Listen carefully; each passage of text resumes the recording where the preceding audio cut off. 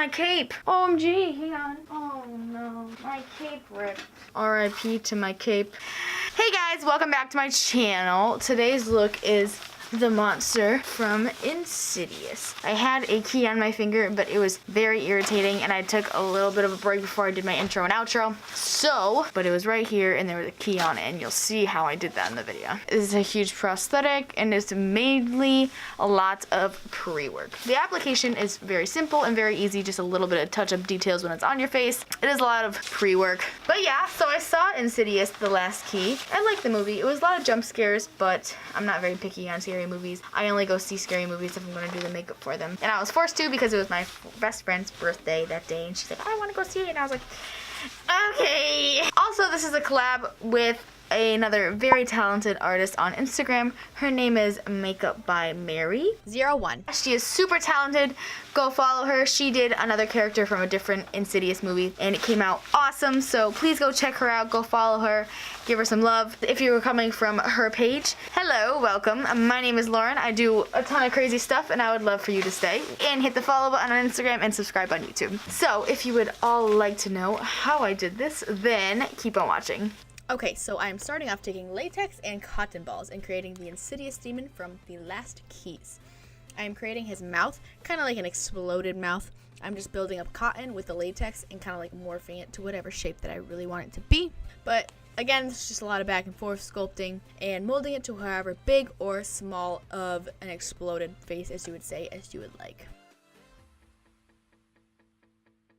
Next, I am creating the bottom half portion to his big wide mouth. I'm putting latex onto the mannequin and then sticking down some cotton and then laying down another layer of latex just to smooth it down and make the cotton look pretty smooth and also smooth it into the skin. Next, I started to sculpt out his angry eyebrows. I took some latex and put it down on the mannequin, and then I applied the cotton ball after that and did the same procedure as I did for the whole prosthetic. I am continually looking back at my reference picture just to make sure that I have the shape that I would like. Okay, so next I basically created the bones that he has popping out around his entire eye. His brow bone and his cheekbone are just going around his eye, totally popping out, so just sculpting that. To be in it, and I'm really excited. So tonight we're just gonna hang out. So obviously this demon skin is not like present anymore, so this is the underneath of his nose that I am creating. It was kind of just like two curvy L's, but one's backwards. Next, I am taking Model Magic, and I am making very thin rectangles, and I am putting them in place for the gums. I am taking a bobby pin and pushing all the Model Magic into place. Next, placing some latex on top of the Model Magic. Then I molded my teeth with the Model Magic and put that on top of the latex and kept looking back at the reference picture for placement. So now I am sculpting the nice little wrinkles that he has near his mouth, because if you were yelling and screaming that much, you are going to have wrinkles next to it. Hi, Lauren. Hi, Tyler. Anyways, so yeah, these wrinkles are going to be very big and very huge because he is a yelling demon. Yes, ma'am. Okay, so to start off the painting, you're going to mix together a black water activated paint and a white water activated paint, or cream paint, whichever you like, and give the whole prosthetic a light coat of paint. Once it dries, if there's any patchiness, you can go over it with a second coat and it should layer well. Okay, so next we're going to go into shading and highlighting. We are going to grab a black cream paint and basically go into all the areas that are receding into the mask. So in the eye socket areas and the nostrils, you can go underneath the wrinkles if you want, a little bit inside the mouth, not too much. But now we're going to grab a red cream paint and we're going to go into all the gums and in between the teeth. Even the Model Magic behind the teeth, color those red as well. Next, I took a yellow cream paint and just painted that right on the teeth because he does not have good hygiene. And I took some white paint and just made some detail work on the gums.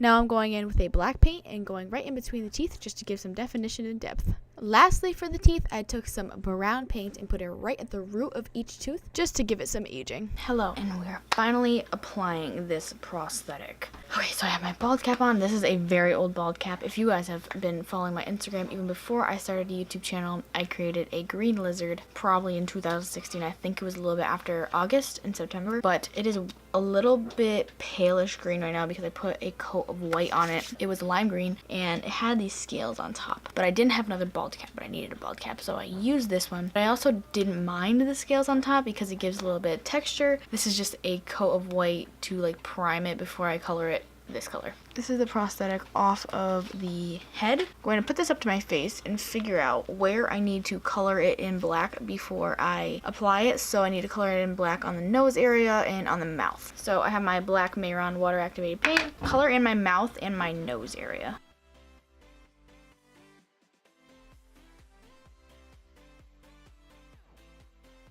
This part truly does not matter at all. It can be really messy. I look like a dog. Oh God. Oh, woof. I'm going to wait to do the eye part because that is not going to be jet black. There's going to be like some shading in there. So I'm going to wait because there's a lot of room where I can just go in there where the mouth and the nose are very concealed. There are holes for the nose, so I will be able to breathe, and the mouth. Okay, so put an adhesive, whatever kind of adhesive you would like to use, around the edges of your prosthetic or on your skin. I am probably going to put it on my skin so I know where the adhesive is going to go, and if I put it on here, I don't want it to like stamp it on and then accidentally put it on my eyebrows. I just ate the black. I am most likely going to use latex. Latex is not an adhesive. It's not something that I'm recommending people to use as an adhesive, but I use it because I do these makeups and then I take them off almost immediately after I take a picture. So I don't want to use a very like hardcore adhesive where I'm just going to take it off in 20 minutes and it's going to be very painful. So I am taking my latex and I am sticking it down in the main places that I would like for it to really stick, which is above my eyebrows, my chin, and the sides of the prosthetic. I'll worry about the inside of the eye sockets later on and the nose, but for right now I am covering up the edges as well so it smooths down into the skin nicely, and I put on the top of the nose so it doesn't droop down. Next, I am taking that same shade of gray and I am going everywhere that is obviously not on the prosthetic. So even the eye sockets, the bald cap, and most definitely your ears. Next, we're going to take gray and go down the body with the same exact color. It really does not matter if it's streaky. It can look streaky because it gives some more texture to the look. Okay, so here is where mainly all the detail work comes in. I am taking a black cream paint for everything that I'm doing right now, and I am really deepening the shadows in the sockets, in all of the eye sockets, in the nostril sockets. I am really deepening up the color of my eyes, and I will take an eyeliner brush, and now we are going to start getting into wrinkles, because if you just keep looking back at your reference picture, he has so many different wrinkles that you can draw on. Mainly forehead wrinkles, some crow's feet, those huge smile lines that we actually sculpted out, really define those. Go into the nostrils, create some extra smile lines just on the outside of the actual like raised up smile line, underneath the eyes, just make everything really dramatic. Next, I am highlighting with some cream paint.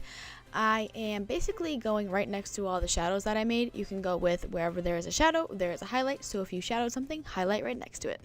Next, I am taking Corrupt by Makeup Geek and I am just lining my waterline. So I glued on some crepe hair with latex and I colored it black because it was blonde, so I needed to paint it black. And I just took some eyeshadow and shaded right next to the hairline to blend it in. And for the last step of this makeup look, I am coloring my entire hand gray and a little bit of my wrist. I am taking an actual key. I am putting latex on the end of my pointer finger. I'm going to cover my finger, like wrap it around with a cotton ball and blend it into my skin using the latex and just put the key right on in there. And then blend it together. And then cover that bad boy in the gray color again. Also, once you've done that, I just smothered some stage blood all over it. And this is the finished look. Thank you guys so much for watching. If you liked this look, please like and subscribe. Please go check out Mary. I hope you guys enjoyed it. Thank you all so much for being here. I appreciate it so much. And especially everyone that stays till the outro. You guys are awesome. I just love you guys so much. And I will check you in the next video. Bye!